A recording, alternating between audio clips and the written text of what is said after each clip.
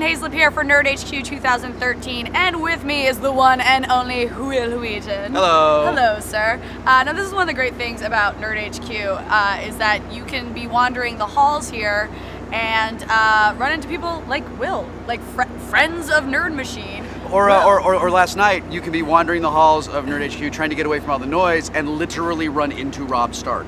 Right? I know, it's crazy. You were there, you saw it happen. I did, and then you had a minor freak out session. And this, wait, this is my favorite thing about you, Will, because we met at Comic-Con maybe 2 or 3 years ago? Yeah, I think it was 2 years ago. Yeah.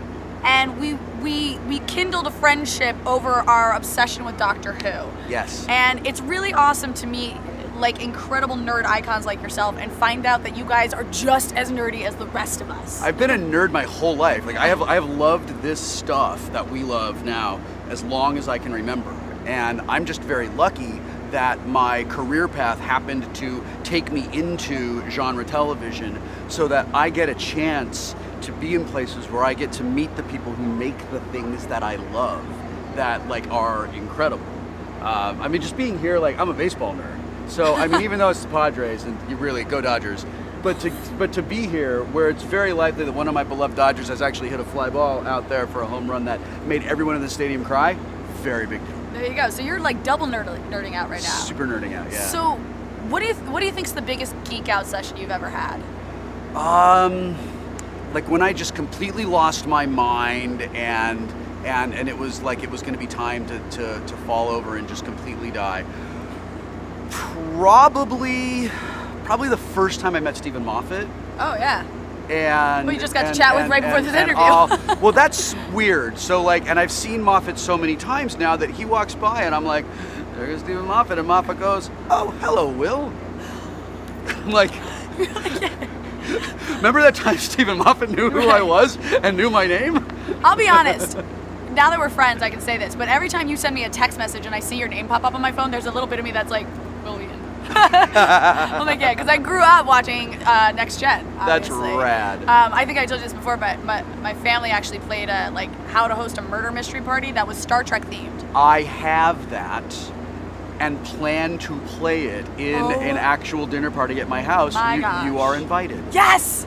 Yes! The whole thing is going to be cosplayed, though. I need to be Gyna, because for some reason I was obsessed with Gyna. Okay, sure. We'll get you a little shuttlecraft helmet and everything, yeah. Like a wig or something. Yeah, sure. So you've been to all the Nerd HQs, haven't you? Yeah, I remember the first year that Zach did this, and Felicia and I were talking about it, and we went to the first party and looked around and went, this is like Comic-Con, but it's not as overwhelmingly like just filled with people, and there's not a lot of entertainment industry douchebags here like getting in the way of us loving our nerd stuff. We should start doing our own little things off-site. The very next year, we did the first Geek and Sundry off-site. Zach did another one of these, and this year now it's the freaking ballpark. Right? I think it's great. I think it's wonderful that there is Comic-Con since I think really since the Lord of the Rings era, that Comic-Con has sort of deviated away, and that's okay. It's deviated away from being about stuff that's exclusively for nerds. It's more about stuff that's sort of like, you can be nerdy for pop culture stuff, yes, right? Like you're passionate about it. Yeah, I say all the time, being a nerd or being a geek is not about what you love, it's about how you love it.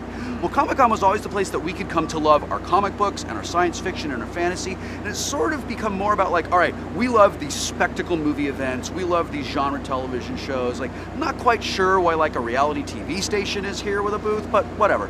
And we have a place in Nerd HQ and like in the Geek and Sundry space, in the Machinima space, where it's just like you can go and experience what Comic-Con was like in the before times, when it was like video games and books and things like that. And more community. Yeah, and I love that Zach's doing panels here. That's really cool. Oh yeah, and the fact that it all goes to charity. Yeah, it's great. Like makes it doubly awesome. So I actually have a theory about why there are these fringe shows showing up, like shows that you're like, that's not really a geeky or a nerdy thing, but I can vaguely see why they're here. Yeah. I think it's because the entertainment industry is realizing that us as fans are the best possible fans you can have for a show. Well, yeah, right, because we get in love with the thing, and then we go to we take it to 1 million, right? Yeah. Yeah, and I think that the entertainment companies that are smart are the ones that build communities and support the communities of their fans instead of treating the fans of the show like they're just an audience that's just going to take they will take what we give them, right, you know. right. And the networks that are real smart about making it easy for people who are cord cutters to watch their shows and giving like certain kinds of access and like doing the AMAs and answering questions on Twitter and interacting with the community, like gives viewers a stake in a show. I would like to think that Star Trek, which I am part of, started that. No. I was, yeah. I'm in the Star Trek tree, yes. yeah. And I would like to think that all started in 1968 when Star Trek fans sort of said, no, we love this, yeah. we want more. Like, come on, let's do it. And I think it took 40 years for the entertainment industry to learn that you can treat your audience like an audience and then they'll get bored and go to something new, or you can build a community and it will stay with you forever. I never really thought about that, yeah, but Star Trek is probably one of the first entities that I can think of where people started defining themselves because as a fan of that kind of show. Like, you were a Trekkie or a Trekker or whatever you want to call it. I mean, there might have been other stuff. It might have been like, I love Westerns or I love soaps. Right. But there wasn't a thing where it was like, oh, this is a world and it's clearly defined and it has its rules and its obvious, very clear philosophy. Yeah. And so we love it now. Yeah. Like my mom used to drive a PT Cruiser. I don't know why. But she said there was this thing that when you, for some reason, PT Cruiser owners, when they drive around, they look at each other and be like, sup? Like there's a kinship between PT Cruiser So I've been owners. driving Mini Coopers since 2005. And now they're kind of everywhere. But back then, they weren't all over the place. You'd see a Mini driver and you'd sort of like give them a little Mini wave. And if there was a Mini in a parking lot, you would try to park next to it. Like that was just a thing that you did. That's awesome. That's what I feel like Comic-Con is. Like you walk, down the halls and you're dressed as someone from Star Trek. You see someone else dressed from someone from Star Trek. You're like, okay, we have a and you're kinship. like, oh, cool, we're on the same it. away mission. I get it. Great. Awesome. Yeah, I walked up to, there were two women last night, and they were cosplaying as Harley Quinn and Poison Ivy, but as Star Trek characters. So her Harley Quinn, she's in a whole red like Uhura red shirt outfit thing, but then she has like little black and white tribbles kind of on her, right? Wow. And then her phaser has a big stick coming out of it and it says pow. Oh yeah. Oh no, bang. Yeah, it says bang, right? And then the girl who is cosplaying as Poison Ivy, she is in a green kind of Captain Kirk green dress, but she's painted all green like an Orion slave girl, but then she has the leaves and stuff kind of around her head, and I freaked out when I saw them. But we are in a mass of people as Comic-Con is ending. If I stop to take a picture with them, I'm going to be stuck there taking pictures for an hour. Yeah. So I walk up and I come up like this close to the woman and I say, listen, I'm not a creep, I'm Will Wheaton. Those two things might not be exclusive. And I'm like, I hope, now I'm a creep. And I said, I just wanted to tell you how much I love your cosplay. It's amazing. And I love the mashup that you did, right? And my wife was like, let's take a picture. And I was like, we can't take a picture. Stop. But it was keep great. walking. Like, I just love that an environment where, and all conventions are like this, but San Diego Comic-Con is like this turned up to 11.